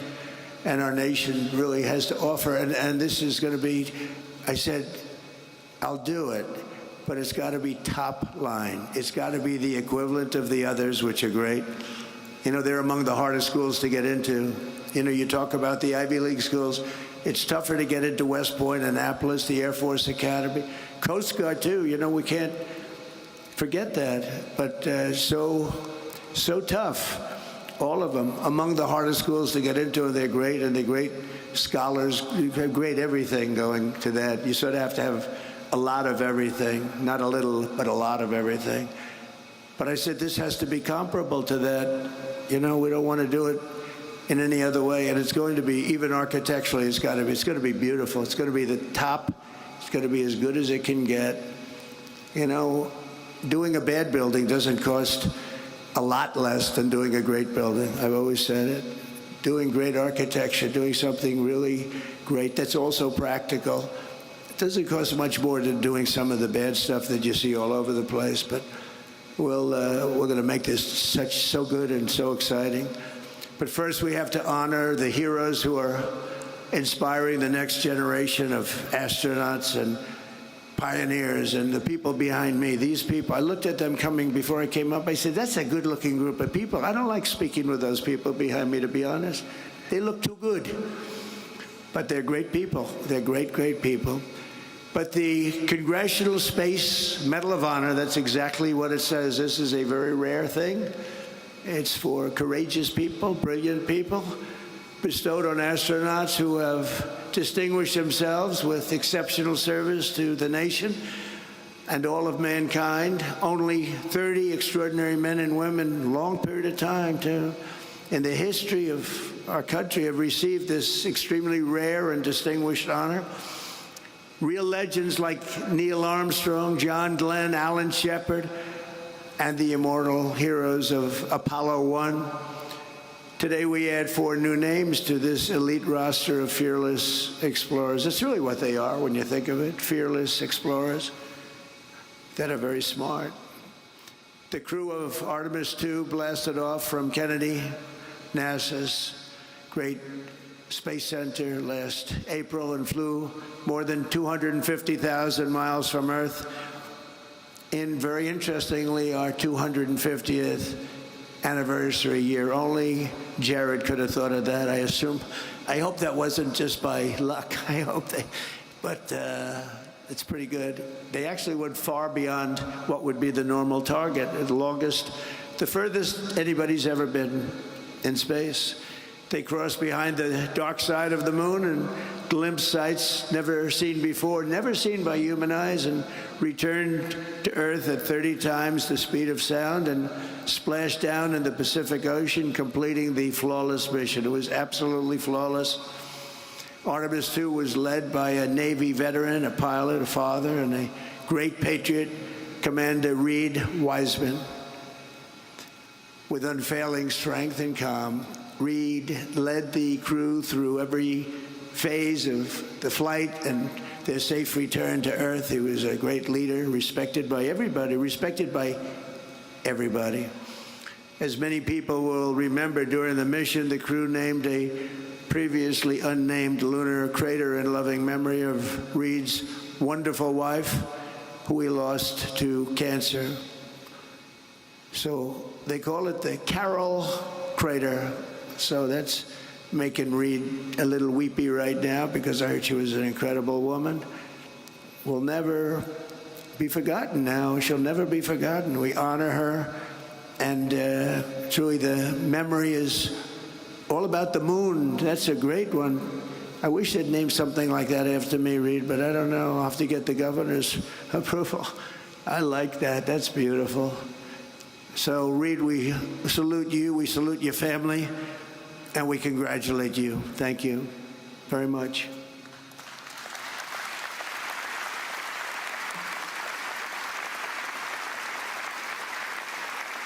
And today we also honor a distinguished naval aviator with an outstanding record as a test pilot. He served in 24 combat missions for our country before taking on the most dangerous mission of all, Pilot Victor Glover.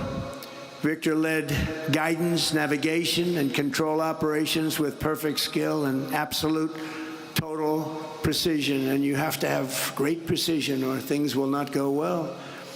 And he did it with the heart and the faith that brought out the best in this incredible team before the spacecraft passed behind the moon and lost communication. And they did. I was watching. There was absolutely none. I said, what's going on? But they lost total communication with Earth for a fairly extended period of time.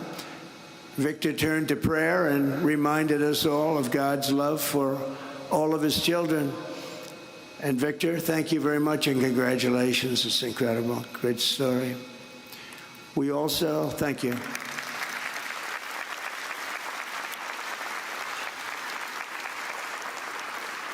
We also recognize mission specialist Christina Koch, who before this flight had already set a world record for the longest continuous flight ever by a woman in space. On Artemis II, Christina led major science and observation tasks, making vital contributions to future missions and the advance of human knowledge. Christina tells young people, do what scares you. It's an interesting statement. I don't know about that, Christina. I don't know about that, Christina. But that's the attitude that you have to have. You want to do this. And that is the attitude that she has, and I think that everybody standing behind me has, frankly. The further she went, the stronger she got. She was really amazing, they say, on the trip. She was just amazing. So, Christina, thank you very much. We appreciate it. Great job.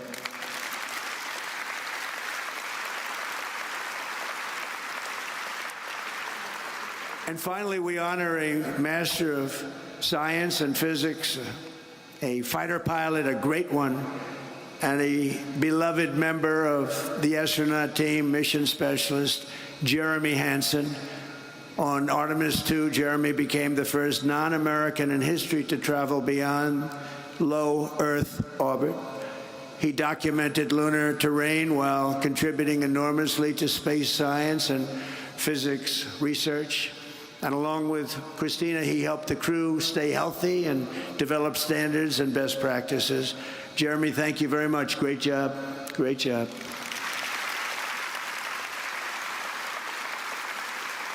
So with unmatched bravery and unwavering faith, these four extraordinary astronauts renewed the legacy of the pioneers and explorers who charted the world's oceans, climbed its highest summits, and tamed the American West. Great people, great men and women, incredible. That spirit is written into the soul of our nation, and in the daring deeds of these heroes, we're reminded that for America, no aim is too high, no journey is too far, no challenge is too tough.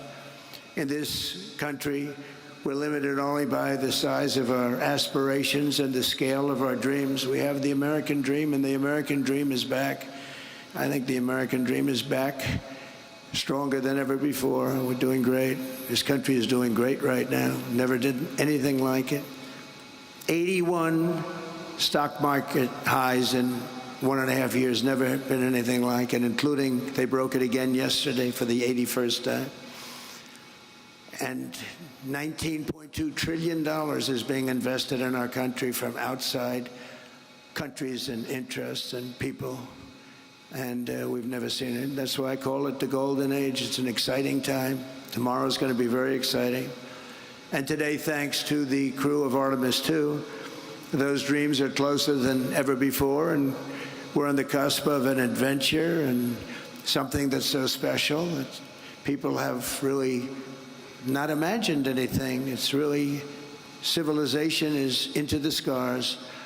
The stars are up there and they're beautiful, and you're right next to them. You have the courage to be right next to them. Few people do, but you're leading the way. It's great. Great bravery. I want to thank again Reid, Victor, Christina, and Jeremy, very special people. And now I will sign the executive order creating the U.S. Space Academy, and then we will do the honors. Thank you very much, everybody. Great honor.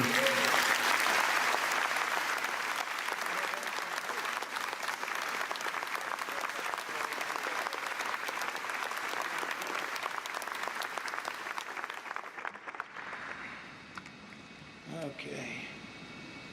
Better pick a good one. Pick a good pen.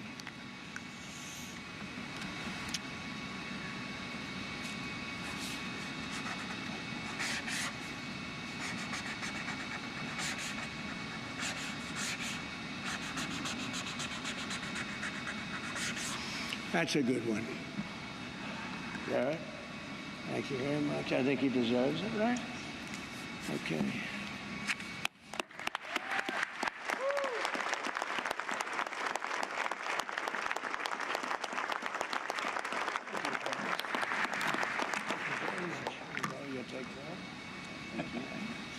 Take these around. We'll give them out to some of the people. We'll do that. We'll go over here.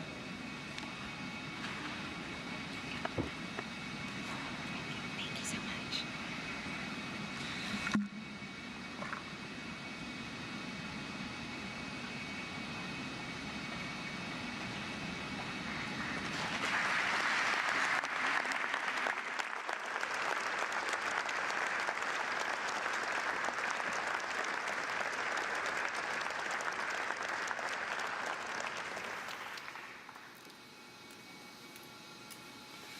Ladies and gentlemen, the President will now present awards to the crew of Artemis II. As mission specialist on Artemis II, Jeremy Hansen demonstrated exceptionally meritorious contributions by executing spacecraft communications, navigation procedures, and pre-launch verification activities, including pressure suit regulator checks and Orion systems configuration. Throughout the lunar flyby sequence, he led and executed detailed observation protocols, capturing and documenting lunar topography, eclipse phenomena, and solar coronal behavior while directing real-time scientific data collection for geology and heliophylix research. He performed manual control assessments and crew health evaluation tasks, including the orthostatic and tolerance garment test, advancing validation of systems and human factors performance essential to future lunar landing operations and long-duration deep space missions. During the mission, he was integral to the crew surpassing the Apollo 13 distance record and reaching approximately 252,760 miles from Earth, farther than any humans in history.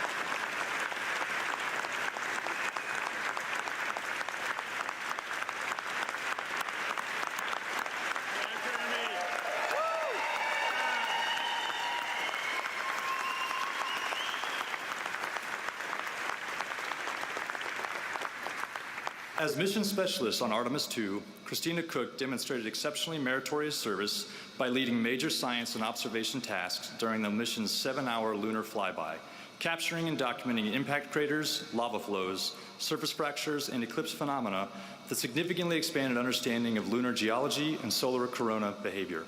She configured and oversaw Orion's cabin for flyby operations, including sensor alignment and systems readiness, and executed target Earth-Moon imaging sequences conducted from Orion's optical windows and solar array cameras. Her execution of in-orbit procedures, including participation in the orthostatic and tolerance garment test, evaluating human physiological response during return to Earth's gravity, produced critical data that advanced crew health standards on future deep space missions. During the mission, she was integral to the crew surpassing the Apollo 13 distance record and reaching approximately 252,760 miles from Earth, farther than any humans in history.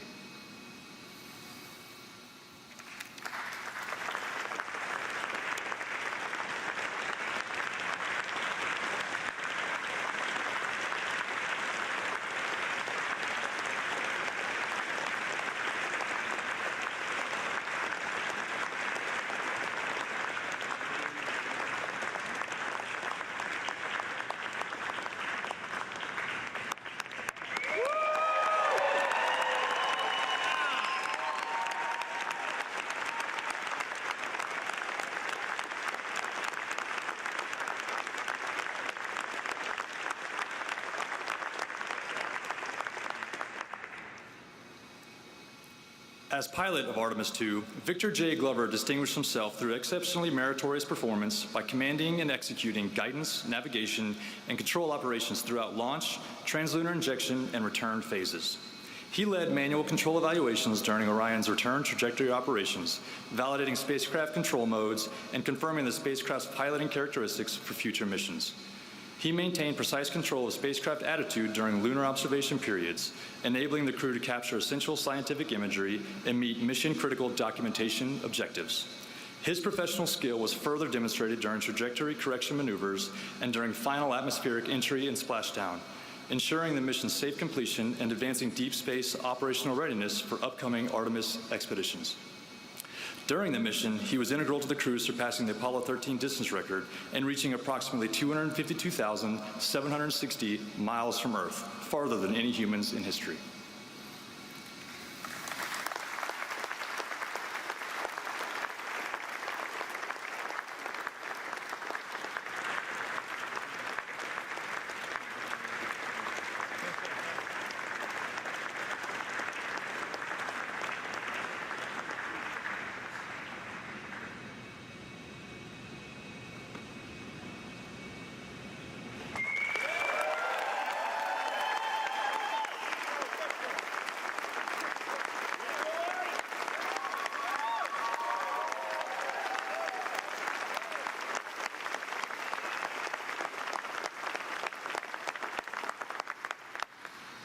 As commander of Artemis II, Reid Wiseman exhibited exceptionally meritorious leadership in executing the first crewed lunar mission in more than 50 years, commanding and leading the crew through critical pre-launch validations, including SLS RS-25 engine readiness and Orion spacecraft power-up and suit integrity checks. During the mission, he commanded Orion's outbound trajectory, the successful lunar flyby, and detailed geologic observation operations, ensuring the spacecraft remained on the precise course required for the crew to surpass the Apollo 13 distance record and reach a maximum of approximately 252,760 miles from Earth, farther than any humans in history. Under his command, the crew executed return trajectory correction burns, manual control evaluations, and system verification procedures that culminated in a flawless splashdown and safe recovery, advancing the nation's readiness for future lunar surface missions.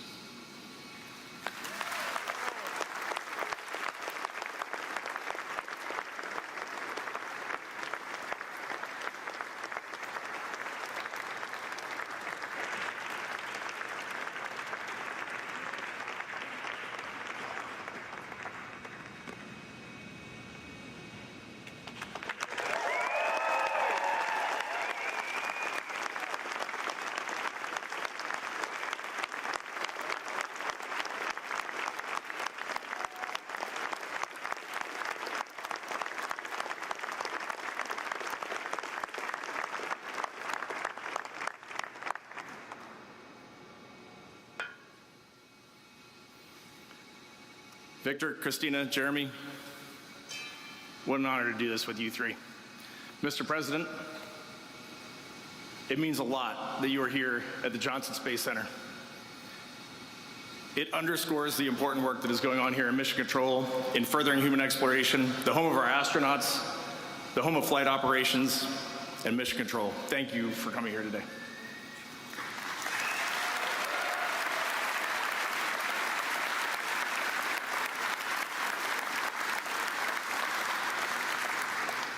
This is awesome. On April 1st, on the launch pad, when we were getting ready to ride this magnificent rocket, the crew said three things. Victor Glover said, "We are going for our families." Many of you are here today. Thank you so much for supporting us. Christina Koch said, "We're going for our teammates." Mr. President, when we were backstage and we heard you mentioning some of those names of those people who sent us on this mission and brought us back safely, that was warming our hearts. Thank you for honoring those people. And then Jeremy said, "We're going for all humanity." When we went around the far side of the moon, which has now been rounded up to 252,760 miles, we'll take it, keep rounding it up, we got to talk to you. You gave us a call, and the one thing that really sticks out to us is you said how proud you are and how proud our nation is of the job that we have just accomplished. And for us, that is what we set out to do. We wanted to inspire this nation and inspire the world, and for us, that showed us we were on the right track, so thank you for that call. We wear these 4 medals, and we are going to wear them with pride, but please know, it is not pride for ourselves that we feel, and I truly mean that. It is pride for the grit that our families had when we left this planet. It is pride for that team, this NASA team, that sent us on this mission, and it is pride for the international community that stood alongside us, got this vehicle ready, operated it, and cheered us on. So thank you for bestowing this honor on us. And in closing, how cool it is to be an astronaut here in Houston and to see our entire astronaut corps standing here supporting us. And behind me, you have the Artemis II crew, Randy, Luca, Frank, and Dr. Andre Douglas. And we are so excited to see where Artemis III goes and where the rest of this office goes, thanks to your vision and Administrator Isaacman's leadership. Thank you all.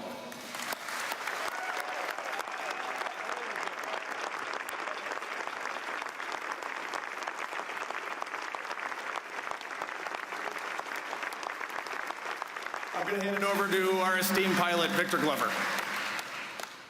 Mr. President, when we were in your office and you were so gracious to us, lavishing us with gifts and so much of your time, we had mentioned getting you one of these blue flight jackets. And so here we have your jacket today, and you'll notice the NASA, we affectionately call this the NASA meatball. But on the sleeve, you'll see the team that we are a part of in the Astronaut office, and that is the Flight Operations Directorate. There's a lot of neat symbology on that patch, and I can explain it to you, or some of the team can later. Underneath that, you have the Artemis II mission patch, which we told you a little bit about. And then you've got 45 and 47 patches, which represent that vision that Reid was talking about earlier. And so we are people of our word, and it is great to be able to give this to you in front of everyone. Thank you, sir.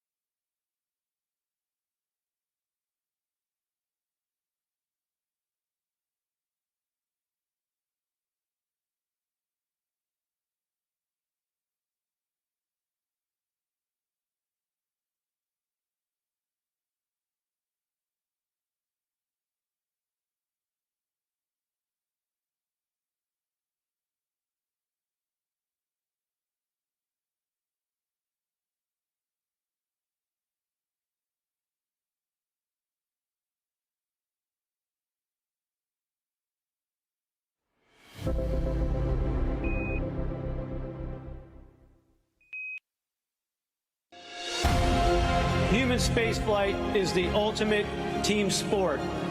When these four fly around the moon, they won't be doing it alone. They're part of a team of astronauts, engineers, scientists, trainers, a team of support working around our country and around the globe, ready day and night.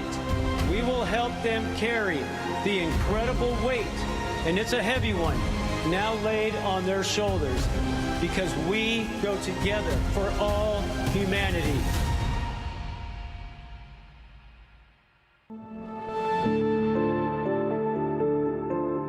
NASA has a rich history of test flights, and we do it for a reason. It goes all the way back to Mercury, to Gemini, to Apollo, to Shuttle, STS-1, Station, where the two modules came together, and we put that first crew on. Demo 2 on SpaceX, a lot of work went into that. Starliner for the crew flight test. These are test flights, and they're test flights for a reason, because we're making sure that that vehicle's ready to go from an operational standpoint from that point further. And Artemis is no different. NASA was established to undertake big, bold endeavors in air and space, to undertake the near impossible. The next up is America's return to the lunar environment. What we learned from that mission is going to help enable America's return to the lunar surface. When we arrive to the moon, we're there to stay. Our mission calls for 4 names. It's difficult to pick just 4 from a group that by its very definition attracts the best and the brightest that humanity has to offer, as humanity looks to find its place among the stars. My name's Norm Knight. I'm the Director of Flight Operations at NASA Johnson Space Center. Well, let me tell you a little bit about what Flight Operations does.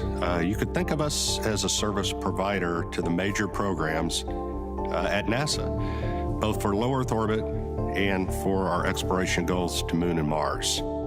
We plan, we train, and we go execute and fly the missions.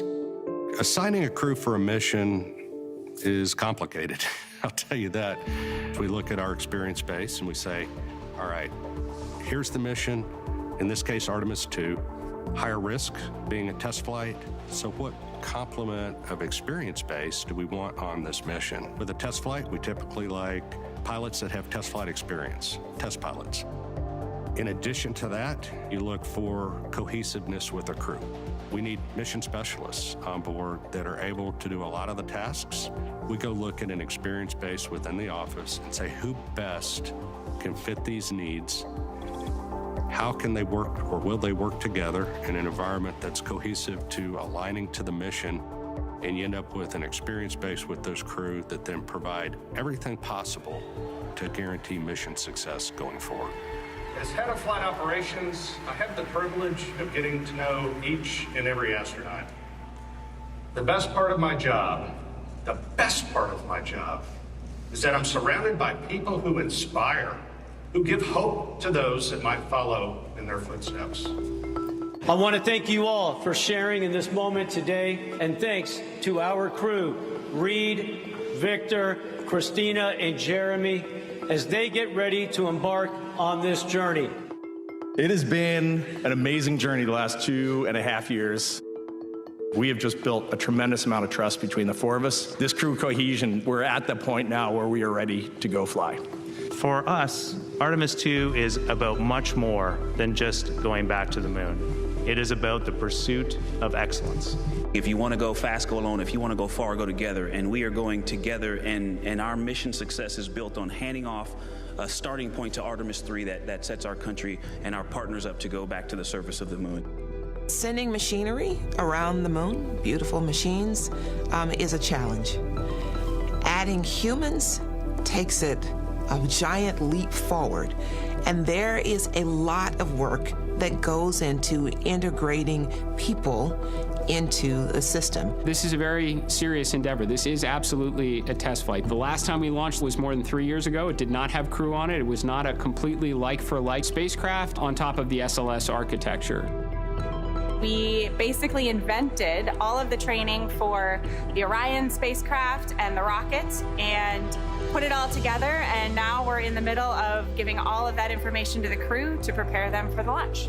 For me, the heart of Artemis II are the individuals, the people that are on board that Orion capsule. They are going to represent us as humanity going out into space on this incredible journey. And to me, that's the real piece there, is the human element. I'm Reid Wiseman, a NASA astronaut and commander of the Artemis II crew. I guess if I'm going to answer who I am, first and foremost, I'm a dad. I was a pilot in the Navy. I'm an astronaut. I'm a lover of nature, lover of the Earth, and in general, I just try to be nice to people. I've known Reid a long time, and just an absolute great person. He is very strategic in his thought process. I consider him big picture. His leadership style is really obvious. He's looking for ways to let all of his really talented, experienced crewmates own parts of the mission. Over his career, Wiseman has spent over 165 days in space. In the office, he was the chief astronaut, which is a very tough job. More on the personal side, Reid's just a great guy. I grew up in a small town north of Baltimore, Maryland, known as Cockeysville or Hunt Valley. The first time I remember being interested in space, I was in elementary school. I was always into cars and trains and planes, and I distinctly remember before the first space shuttle flight, I think I was 5 years old, the 747 flew over with a shuttle on the back. I distinctly remember being on a hill near a mall with my mom and dad watching that thing fly over and all. I was a tiny kid. I graduated high school pretty young, and so I was small. I tried all the standard little kid sports. I tried soccer, I tried baseball. Those just did not fit with me. While I was at school, I decided that I wanted to be a Navy pilot. I joined the Navy in college through this thing called ROTC. And then when I graduated from college, that was my road into the Navy. Once I had that test pilot school block met, I knew that I had all the pieces to be an astronaut. I applied once, I got my rejection letter. It's still hanging up at home. I looked at it last night. I thought it was hand signed. It wasn't hand signed. And then in 2009, I applied again for my second time and luckily snuck into an interview round. And then I knew it was all up to me. And the dream was going to be set by me right there. So are you enjoying your training? Oh, it's awesome so far. Absolutely fantastic. Way better than I had imagined. Getting to accomplish a dream, getting to go out and seize that, you have to sometimes look back and just congratulate yourself. Just take a minute and say, man, you did the thing that you set out to do. What would I tell 8 or 9-year-old Reid?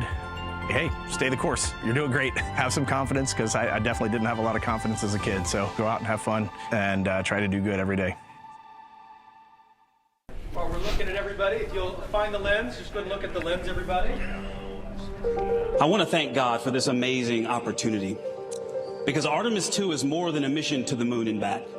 It is the next step on the journey that gets humanity to Mars. Victor Glover, he's a lieutenant commander in the United States Navy. He has more than 2,000 hours of flight time. He has his bachelor's degree in engineering. Good day from Mission Control Houston at the Johnson Space Center. You're with us in the International Space Station Flight Control Room, where at this hour we are awaiting the arrival of the President of the United States, Donald J. Trump, who is coming to Mission Control to be greeted by officials and flight controllers and to have an opportunity to talk to members of the Expedition 75 crew aboard the International Space Station. On a day in which a full moon rose overhead, the President just awarded the 4 astronauts of the Artemis II crew the Congressional Space Medal of Honor for their historic circumnavigation of the moon during the Artemis II mission back in April. We're in Flight Control Room 1 here in Mission Control, one floor down from the historic control room where we controlled humanity's first steps on the surface of the moon on July 20th, 1969. President Trump will be briefed on space station operations by Dana Weigel, the program manager for the Low Earth Orbit program, and will be greeted by Flight Director Pooja Jesrani, who's our Orbit 2 flight director on console today, before he spends a few minutes talking to Space Station Commander Jessica Meir of NASA and NASA crewmates Jack Hathaway and Anil Menon. Meir and Hathaway launched to the station on the SpaceX Dragon Freedom in February, Freedom being a fitting tie to the President's visit here today. Meir and Hathaway are in the final weeks of their planned 6-month mission. Menon launched to the station back in July for an 8-month mission. The flight control team here is part of operations that monitors the International Space Station and its crew 24 hours a day, 7 days a week, 365 days a year, the operations that have presided over the space station since its first Element launch in November 1998, and the start of a continuous human presence since November 2000. This is the first time a sitting president will have called astronauts on the International Space Station from here in Mission Control, the third time a sitting president will have called astronauts in space from Mission Control. President Ronald Reagan did so during the STS-2 mission with Joe Engle and Dick Truly aboard the shuttle Columbia in 1981. President Bill Clinton talked to the astronauts aboard the shuttle Discovery during the STS-60 mission from Mission Control in 1994. So we are just moments away from the President of the United States entering the room for his greeting by officials here and an opportunity to talk to the Expedition 75 crew aboard the International Space Station. They will be situated in front of the Quest airlock, which has been the scene of a lot of activity over the past several weeks with spacewalks, another one in the offing this coming Tuesday.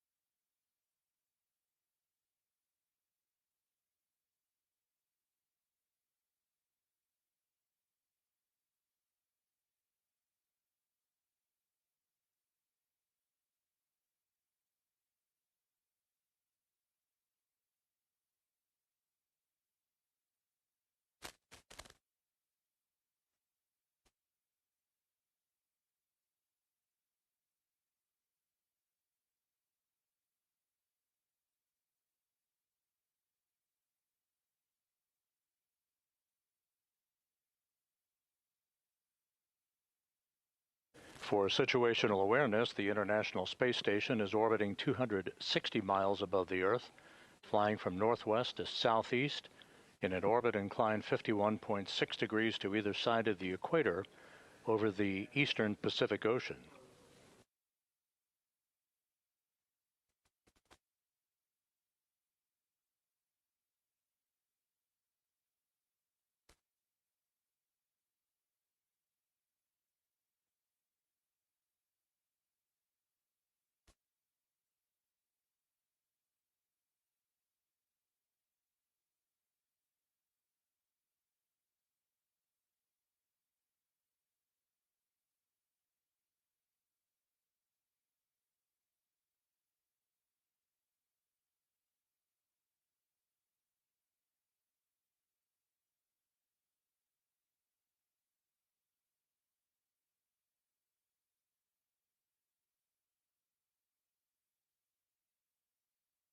At the Flight Director Console with our Flight Director Pooja Jesrani is NASA Administrator Jared Isaacman.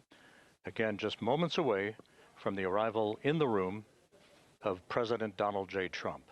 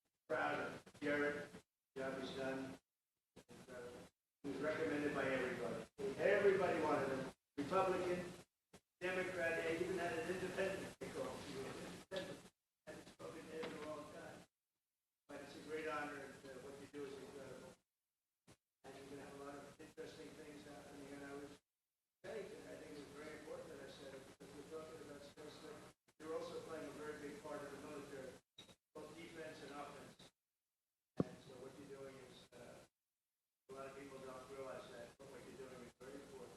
We appreciate it. Thank you.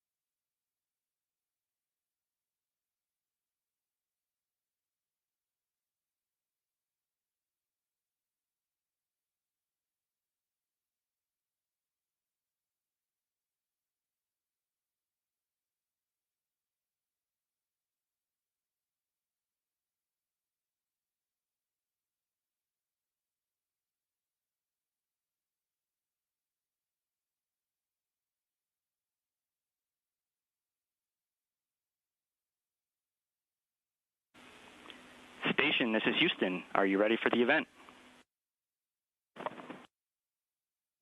Houston, this is Station. We are ready for the event. Well, this is a great honor.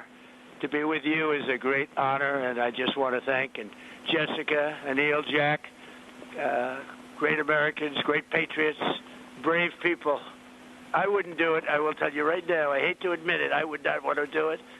But some people love it more than anything, and you have amazing courage. And the job you've done, even to be selected, along with your fellow compatriots. You have some very good friends on board, too, from different places. And I don't know if they're hearing us, but just welcome them also. But I just want to congratulate you. And today, you know, we announced a very big thing because we're going to do a very special academy. And whether it's West Point, Annapolis, the Coast Guard Academy, if you look at the Air Force Academy, we're going to have an academy for what you people do. Everybody in this room would be excited. And it'll be at the same level. I said it has to be at the same level. If we're going to do it, it has to be at that very high level. Those are among the hardest schools to get into in the whole country. I would say almost at the top. And that's what we want. So we're going to set that up. And we'll remember this day for that. And I didn't realize it when I announced it. Nobody knew about it. And the room went sort of crazy. They liked it. But we just announced it, and you probably saw. So congratulations on that. Are you feeling well being all the way up there? Well, first of all, that is very exciting news. We are thrilled to hear it. It's the first we've heard of it as well, and we want to welcome you on board the International Space Station. We and all of our colleagues are very thrilled to have you up here today. We're all doing very well. We've been in the middle of several spacewalks, and we're getting ready for another one next week. That's very exciting, and I have a couple of people here that are very special to two people at least. And do you want to say hello? Come on over. Hi, it's Anna. Great to see you guys up there. We love you guys. You're doing a great job. Hi, babe. Have a good time up there. We'll see you soon. It's not bad, right? How could I let them stand here and, you know, they want to say hello and you want to say hello. Who needs Trump? We want to say hello to them, right? It's an honor. This was a big day, and it's a big day actually for our country. And you have some tremendous plans. We have some tremendous plans ahead, and it's going to be something very special. I'm very proud of Space Force because I did that. It was during my term, and a lot of people didn't believe in it. A lot of people in the next administration wanted to end it, and frankly, the military put their foot down. The military absolutely put their foot down. They wouldn't let that happen. There was almost a revolt, and now it's a part of the whole thing. A lot of the victories, when you look at Venezuela, when you look at what we've done with the drug people coming in by boat and by land, frankly, that people don't know about so much, we get all that information from space and from what the people hear and what some others are doing. So it's incredible. Incredible how important it is, such a big deal. And it will get, with the high technology, it will get more and more with years. It'll get more and more important. So congratulations. You're really pioneers in a true sense. They're really pioneers, and Jared certainly is a pioneer. And when I came originally, I went to Florida and looked at the Kennedy Space Center, and it was closed. It was just closed. And the runway was grass strewn. It had grass throwing through the cracks, a lot of cracks and a lot of grass growing through. And now when you look at it, it's like a different world. We're back. But it was sad to watch that. It was very, very sad. Sad time for our country, actually. And I just congratulate everybody, and be careful, be safe, and we love you all. Thank you very much. Thank you. Thank you, sir. And I would like to say, as a colonel in the Space Force, that I am very proud to serve in the largest domain imaginable. And last week, I got the great honor of doing a spacewalk and got to look at the space station from the robotic arm and saw the incredible ingenuity that we are capable of. And I'm just so proud and excited that we are going to pave the way to our next journey to the moon, moon base, and Mars. And thank you for propelling us in that direction. We are watching your plans right now come to fruition and grateful for your leadership during this time period. Thank you for coming today. Thank you very much. Thank you very much.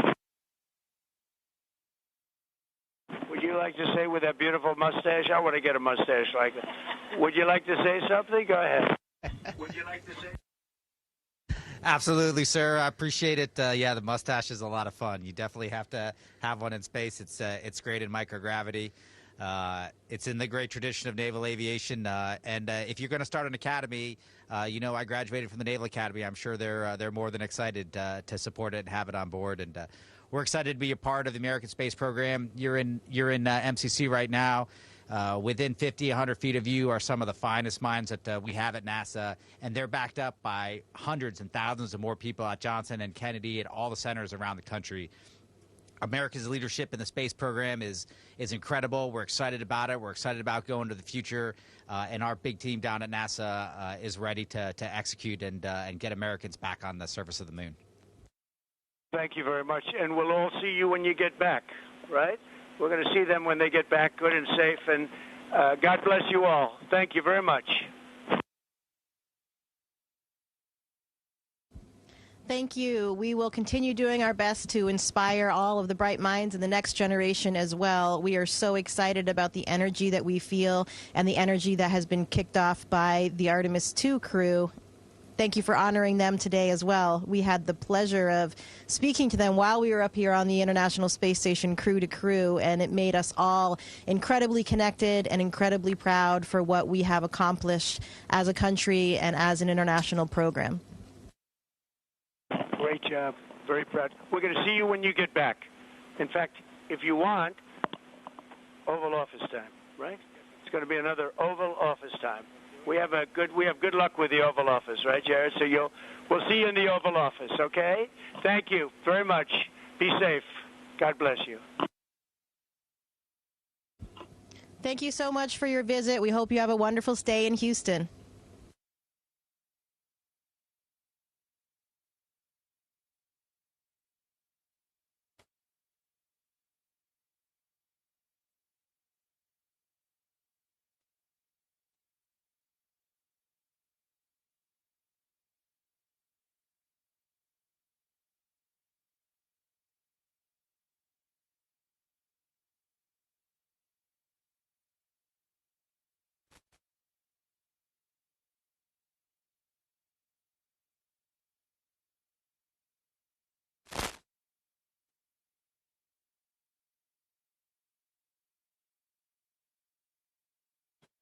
The president is signing a commemorative plaque. Standing behind him, NASA Administrator Jared Isaacman, and on the left of your screen, Anna Menon, an astronaut candidate and the wife of Anil Menon. Isaacman and Menon flew together on the Polaris Dawn mission on a SpaceX Dragon spacecraft 2 years ago.